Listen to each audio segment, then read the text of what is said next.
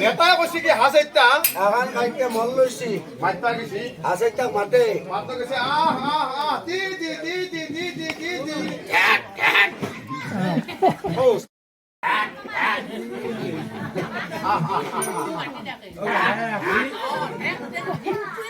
সাজি দেখা পাই মাটি চাৰিটা আহিছি ৰ মাটি মাটি চাৰিটা আহিছি মাটি এতিয়া নিজৰ নহ'ব মোৰ মাতা চাৰিটাও লাগিব যাইবা লাগিব মই আৰু মাত আহ আহ আহ তি তি তি তি তি তি ও কেনা মাটি হৈছে ও মাতা और मात भांगी জার্সি ক্যামেরা हमलो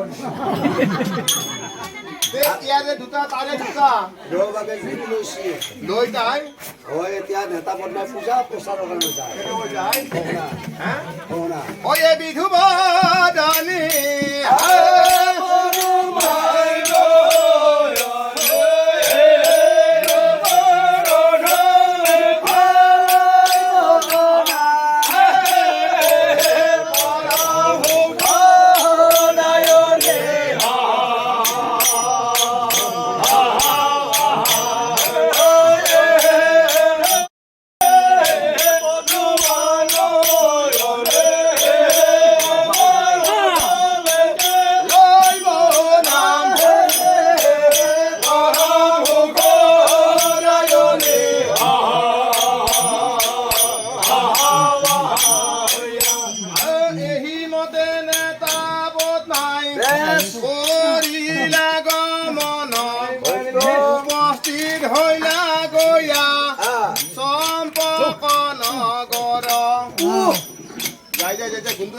নদীর পার পাইছি ইপার বুঝি দেখা পায় ইপারে গোটে সিকমিক দেখা পাই কিন্তু নদীটো মাঝে দি আছে বড় বড় বৃক্ষ দেখে অতি মনোহর ও তাকো দেখি পদ্মাবতী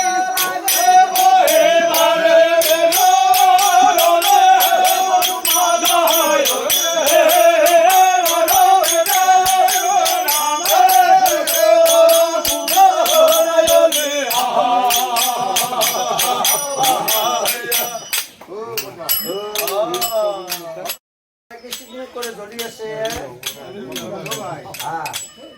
পদ্মাই বলে শুনাবাই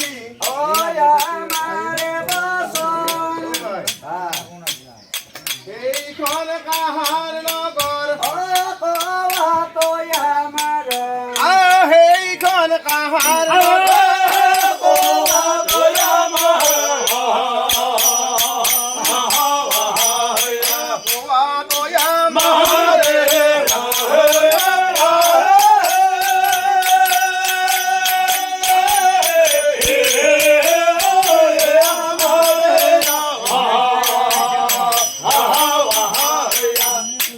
যাই থাকি ৰথত কেউ জুৰি সাগৰৰ পাৰ পাইছে বহুত নদ নদী পাৰ হৈ যায় যেতিয়া নেকি গুঞ্জৰি সাগৰ পালে চম্পক নগৰত তেতিয়া ডবৈনা কাৰ ৰচনা কৰে নেতাই মাত্ৰ কৈছে ঐ বদমা ও ভাই সিবাকে চাচোন নদী পাৰ সিপাৰ হৈ পেলাই ৰাস্তা এখন কাৰ ৰাজ্যহে তাৰ গছৰে হাৰি চাবা না ফলৰে হাৰি চাবা চাচোন কি সুন্দৰকে ঘৰবিলাক মানে লাইন লাইন কৰি বান্ধি আছে কি পতাকা বিলাক উৰি আছে লাইট বিলাক চাচোন কি চিকমিক কৰে জ্বলি আছে বদনাম লেও ভাই এখন ৰাজ্যক যদি আমি যাব পাৰো কি সুন্দৰ দেখা দে এই তেমে পূজা পাম এই ৰাজ্যখন কামনো এই দেখাইছে বনাই চাচোন ঘৰ মই চিনি পোৱা নাই ৰতো জানা নেকি কিবা মই নাজানো তই কৈছোঁ এইখন ৰাজ্য কাৰ মই আমি সৰু কালতে মই পিতাৰ লগত ফুৰবা আহিছিলো তই জানা এই ৰাজ্যখনৰ নামটো মই জানো ঠিক আছে তেতিয়া তই মোক বুজাই ক'ব লাগিব এই ৰাজ্যখনৰ নাম হ'ল চম্পক নগৰ নেতাই যেতিয়া পদ্মাক চাই লাহেকে মাত দি কয় ঐ পদ্মা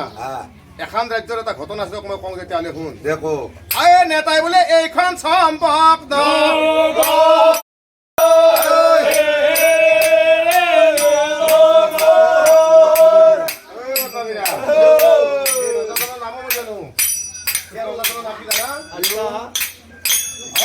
এই রাজ্য রোজা হয়ে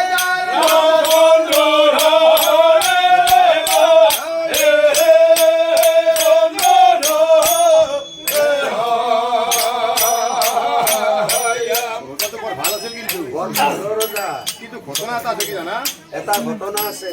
চন্দ্ৰধৰ হয়ে হৰ নাযায় কি কৰি জানা না ধৰিয়া কাটৰ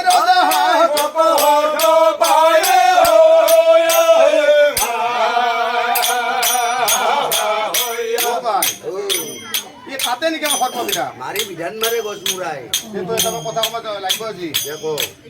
তই যদি জানা জানো পদ্মাই বোলে শুনা বাই আমাৰ এই সৰ্পৰ বিৰোধী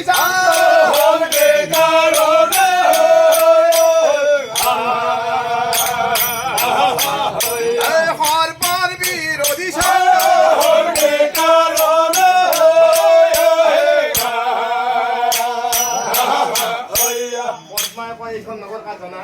নগৰ কাৰ এই নগৰখন সম্পৰ্ক নগৰ আৰু ইয়াৰে ৰজাজনৰ নাম হ'ল কি এই ৰজাজনৰ নাম হ'ল ৰজা চন্দ্ৰধৰ এই ৰাজ্যখন বৰ ধনী মানি ৰাজ্য ৰজাজন বৰ ভদ্ৰ ৰজা পিছে আমি এটা পূজা খাব যাব লাগিব এই বেটি পূজা খাব যাইতি ৰজাজন যেনেকুৱা ভদ্ৰ কিন্তু তাৰ কামবিলাক ভাবিয়া চন্দ্ৰিকা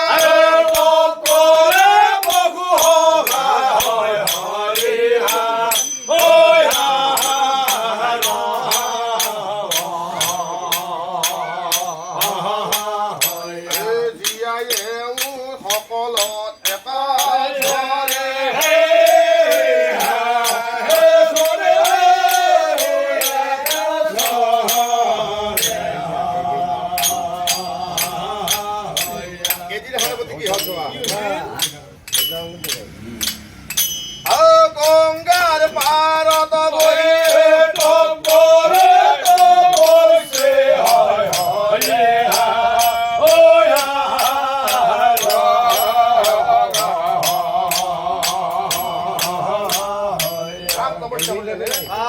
মনে ভাবে ভবানী শঙ্কৰে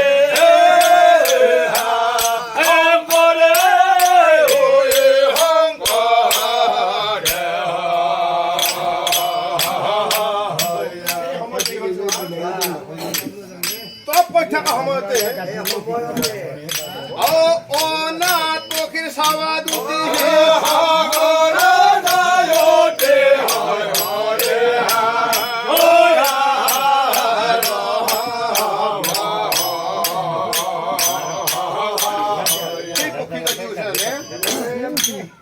আৰ্তনাদে কৰাই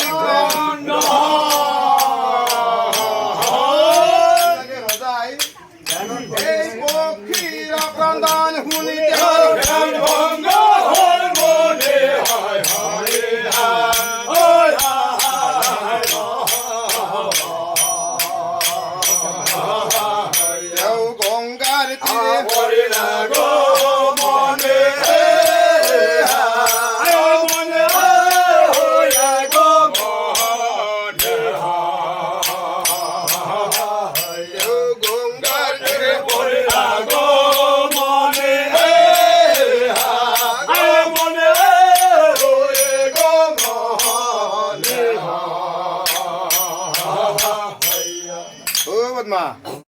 আগত জন্মত তেওঁ এজন মুনি আছিল তাৰ নাম আছিল পশু সখা মুনি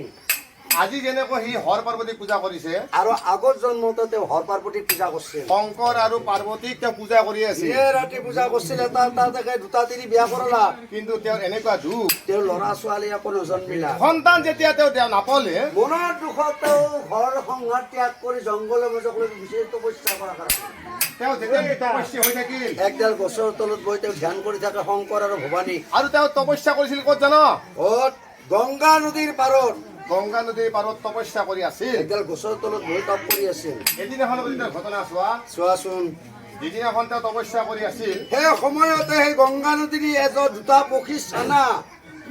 বাঁহ সহিতে পোৱালি দুটাই ভাই ভাই আহি আছে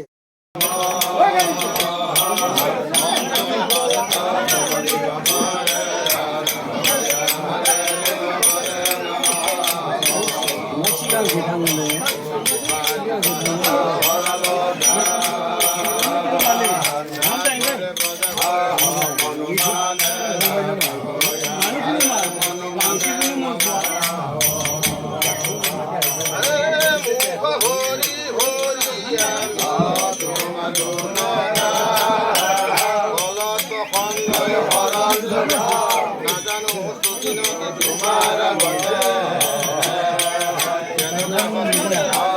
শরণতে হলে মনে ভাবু মনে মগুন মুরারি